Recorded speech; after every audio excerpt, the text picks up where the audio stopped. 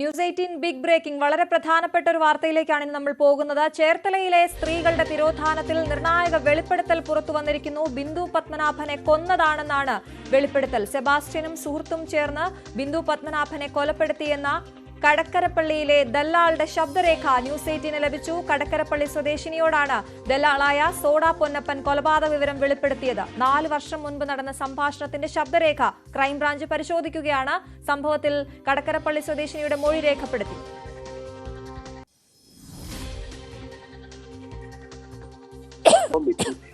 ഒരു ചുക്കുമില്ല, ഒന്നുമില്ല. ഒരു 5 പൈസ ഇല്ല എന്നുള്ളവരെ എനിക്കറിയാം. നടക്കില്ല. സെബാസ്റ്റ്യനും കൂടിയാണ് വെച്ചത്. എന്നെ വിളിച്ചോണ്ട് ഞാൻ അവിടെ പോയി. പിറ്റേ ദിവസം രാവിലെ താങ്കൾ വീട്ടിൽ വന്നു. ഒന്നും പോയിട്ട് എന്ത് പറഞ്ഞു?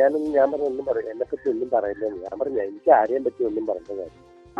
നിങ്ങൾ സ്ഥലമൊക്കെ രണ്ടുപേരും കൂടി സ്ഥലവും വിറ്റ് ആ പെണ്ണിനെയും കൊണ്ട് കൊന്നു. ഇത് എനിക്കറിയാവുന്നതാണ്. ഇത് ഞങ്ങളോട് പറഞ്ഞു. ഇപ്പൊ അന്വേഷണം വന്നപ്പോഴത്തേക്ക് എന്നോട് പറഞ്ഞ് അവളൊന്നും ജീവിച്ചിരിപ്പില്ല, അവളൊക്കെ ചത്തുപോയെന്ന് പറഞ്ഞു. അപ്പൊ ഞാൻ ഇവര് രണ്ടുപേരും കൂടി മയക്കുമരുന്ന് കൊടുത്ത് അടിച്ചിട്ട് ബാത്റൂമിലിട്ട് അടക്കണം ഉണ്ടായില്ല. പിന്നെ നമ്മളതിനകത്ത് അങ്ങനെ തല്ലി പോയി. അവിടെ ആങ്ങള രാമേന്ദ്രൻ അവൻ വന്നാണ് പ്രശ്നം ഉണ്ടാക്കിയത്. ഈ പേപ്പറിലൂടെ അറിഞ്ഞപ്പോ ഞാൻ പറഞ്ഞു നിങ്ങൾ അറിയുക ഇങ്ങനെ ഈ മാടക്കെ അപ്പറയാണെന്ന് പറയണ.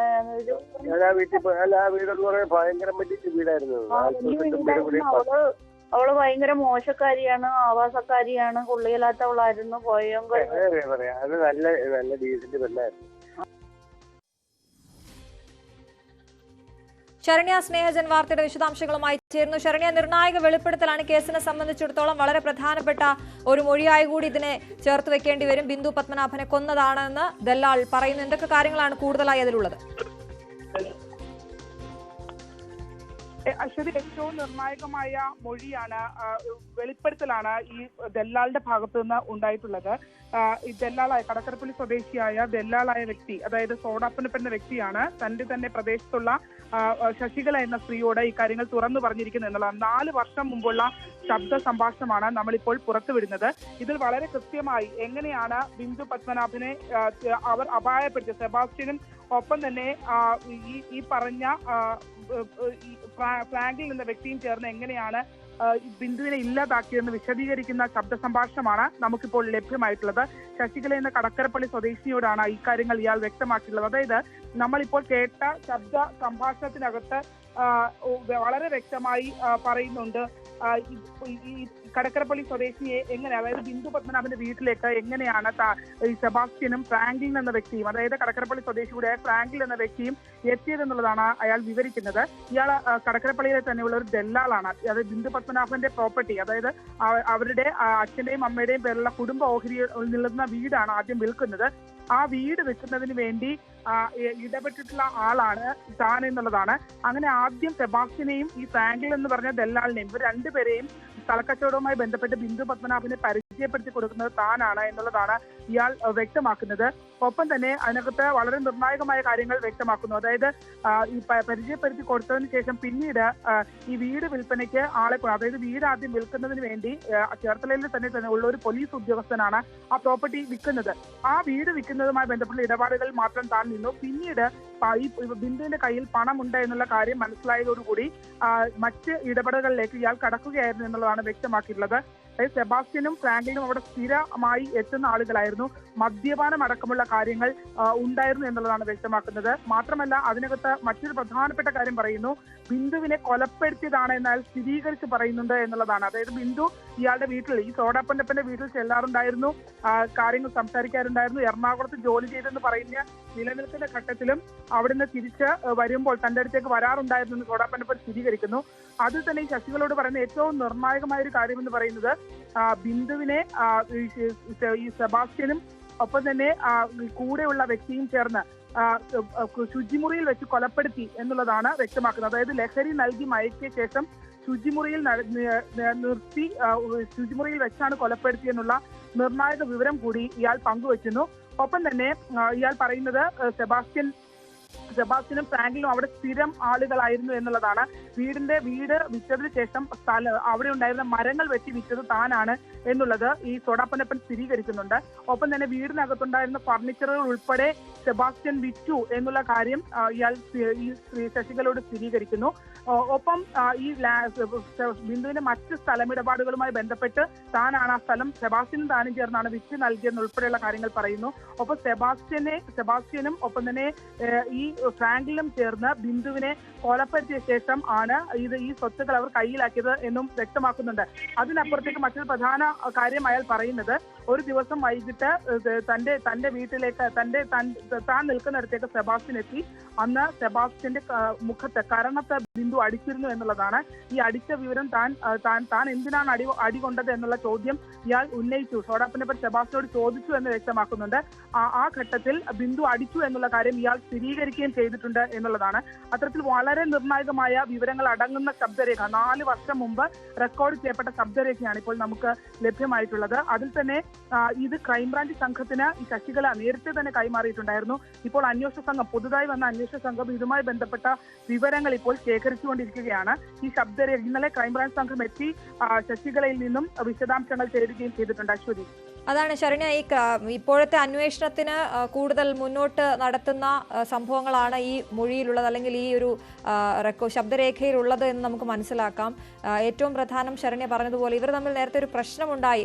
എന്തിനാണ് ബിന്ദു പത്മനാഭനെ കൊന്നത് എന്ന കാര്യം കൂടി ഇനി അറിയേണ്ടതുണ്ട്. ഒപ്പം ഇവർ തമ്മിൽ പ്രശ്നങ്ങൾ ഉണ്ടായിരുന്നു എന്നുള്ളതിന് തെളിവാണ് ബിന്ദു ഇയാളുടെ സെബാസ്റ്റ്യന്റെ മുഖത്തടിച്ചു എന്ന് പറയുന്ന കാര്യം, അല്ലേ? അതെ, അതായത് ഇവര് ദല്ലാൽമാരായാണ് അവിടെ ഈ ബിന്ദുവിന്റെ വീട്ടിലേക്ക് എത്തിച്ചേരുന്നത് എന്നുള്ളതാണ്. ഈ ദല്ലാൽ ജോലി ചെയ്യുന്നതിനിടയിൽ ബിന്ദുവിന്റെ വീട്ടിലേക്ക് ഈ സെബാസ്റ്റ്യനെ പരിചയപ്പെടുത്തി കൊടുത്ത ആളാണ് ഈ സംസാരിക്കുന്നത്. അതായത് സോഡാപ്പൊന്നപ്പൻ എന്ന വ്യക്തിയാണ് ഈ ബിന്ദുവിനെ, അയാൾ കടക്കരപ്പള്ളി സ്വദേശി തന്നെയാണ്, ബിന്ദുവിന്റെ വീടിനടുത്ത് തന്നെ ഉള്ള ആളാണ്. ഈ സോഡാപ്പൊന്നപ്പനാണ് ബിന്ദുവിനെ ഈ സെബാസ്റ്റ്യനും ഫ്രാങ്ക്ലിനുമായി പരിചയപ്പെടുത്തി. ഇവർ 3 പേരും ചേർത്തലയിൽ തന്നെ ദല്ലാൽ പരിപാടിയുമായി നടക്കുന്ന ആളുകളാണ്. അങ്ങനെ താനാണ് ഇവരെ കൊണ്ട് ബിന്ദുവിനെ പരിചയപ്പെടുത്തി കൊടുത്തതെന്ന് പറയുന്നു. ഒപ്പം തന്നെ ബിന്ദുവുമായി പിന്നീട് അടുത്ത ബന്ധം ഇവർ സ്ഥാപിക്കുകയായിരുന്നു എന്നുള്ളതാണ് വ്യക്തമാക്കുന്നത്. അച്ഛന്റെയും അമ്മയുടെയും മരണശേഷം, അതായത് ബിന്ദുവിന്റെ അമ്മ മരിച്ച് 3 മാസത്തിനുള്ളിൽ തന്നെ അച്ഛൻ മരിക്കുന്ന ഒരു സാഹചര്യം ഉണ്ടായിട്ടുണ്ടായിരുന്നു. അതിൽ തന്നെ അച്ഛനും അമ്മയും മരിച്ചതിന് ശേഷം ആ വീട്ടിൽ സൂക്ഷിച്ചിരുന്ന പണം ഉൾപ്പെടെ, അത് കിടക്കയിൽ പണം സൂക്ഷിച്ചിരുന്നു എന്നുള്ളതാണ് ഇയാൾ വ്യക്തമാക്കുന്നത്. അതുൾപ്പെടെ ഇവർ ഈ പണം ഉൾപ്പെടെ അവർ കൈക്കലാക്കിയെന്ന് വ്യക്തമാക്കുന്നു. ഒപ്പം തന്നെ ആ കിടക്ക തനിക്ക് നൽകാനുള്ള ശ്രമവും ഇവരുടെ ഭാഗത്തു നിന്ന് ഉണ്ടായി എന്നുള്ളതാണ്. പക്ഷേ താൻ സ്ഥലം വിറ്റതിന്റെ മാത്രം പണമാണ് വാങ്ങിയത് എന്നുള്ളത് വ്യക്തമാക്കുകയും ചെയ്യുന്നുണ്ട്. അത്തരത്തിൽ വിറ്റ സ്ഥലത്തിന്റെ ബ്രോക്കർ ഫീ ആയിട്ടുള്ള പണമാണ് താൻ കൈക്കലാക്കിയത്. പക്ഷെ ആ പുരയിടത്തിൽ നിന്നുള്ള മരങ്ങൾ വിറ്റത് താനാണ് എന്ന് ഇയാൾ സ്ഥിരീകരിക്കുകയും ചെയ്യുന്നുണ്ട്.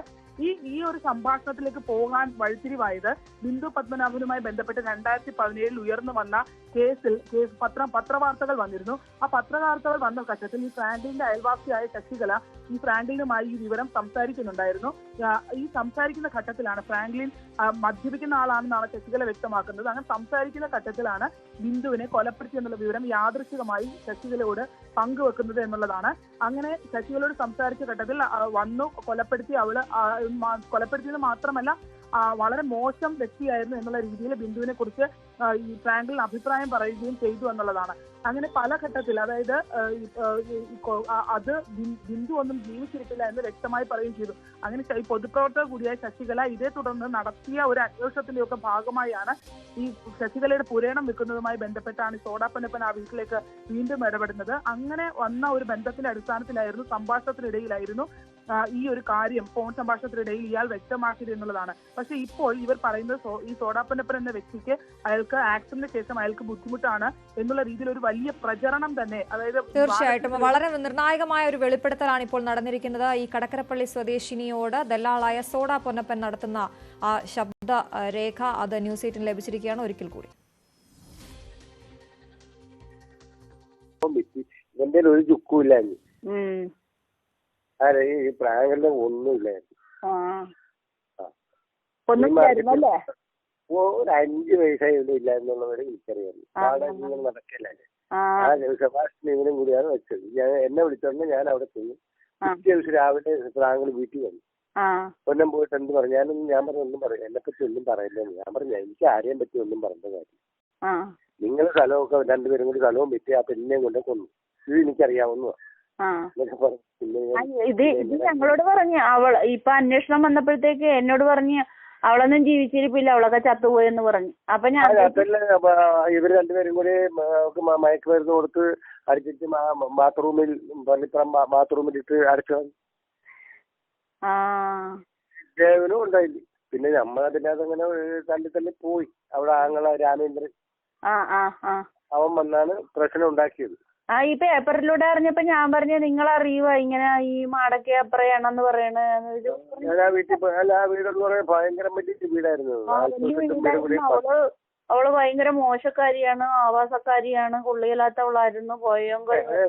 അത് നല്ല ഡീസന്റ് പെണ്ണായിരുന്നു. ശരണ്യ വളരെ വിശദമായി തന്നെ കാര്യങ്ങൾ വ്യക്തമായി പറയുന്നുണ്ട് ഇതിനകത്ത് എങ്ങനെയാണ് കൊന്നതെന്നുൾപ്പെടെ. ചേർത്തലയിലെ സ്ത്രീകളുടെ തിരോധാനത്തില് നിർണായക വെളിപ്പെടുത്തലാണ് ഇപ്പോൾ ന്യൂസ് 18 പുറത്തുവിടുന്നത്. ബിന്ദു പത്മനാഭനെ കൊന്നതാണ് എന്നാണ് വെളിപ്പെടുത്തിയിരിക്കുന്നത്. സെബാസ്റ്റ്യനും സുഹൃത്തും ചേർന്ന് ബിന്ദു പത്മനാഭനെ കൊലപ്പെടുത്തിയെന്ന കടക്കരപ്പള്ളിയിലെ ദല്ലാളുടെ ശബ്ദരേഖയാണ് ഇപ്പോൾ പുറത്തുവരുന്നത്. കടക്കരപ്പള്ളി സ്വദേശിനിയോട് ദല്ലാളായ സോഡ പൊന്നപ്പൻ കൊലപാതക വിവരം വെളിപ്പെടുത്തിയിരിക്കുന്നതിന്റെ ശബ്ദരേഖയാണ് കേട്ടത്. ശരണ്യ സ്നേഹജൻ ആണ് വിവരങ്ങൾ നൽകിയത്. എന്തായാലും വരും മണിക്കൂറിൽ ഇതുമായി ബന്ധപ്പെട്ട കൂടുതൽ വിശദാംശങ്ങൾ പ്രേക്ഷകരിലേക്ക് എത്തിക്കും.